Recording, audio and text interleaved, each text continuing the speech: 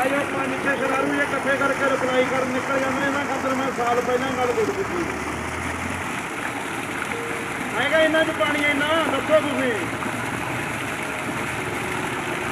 ਇਹ ਕਰ ਦਿਆਂਗੇ ਜੀ ਉਹ ਕਰ ਦਿਆਂਗੇ ਗਰਾਊਂਡ ਦੇ ਤਾਂ ਉਹ ਇੱਥੇ ਖੜੇ ਆ ਇੱਥੇ ਕਰੋਗੇ ਕਿਉਂ ਜੀ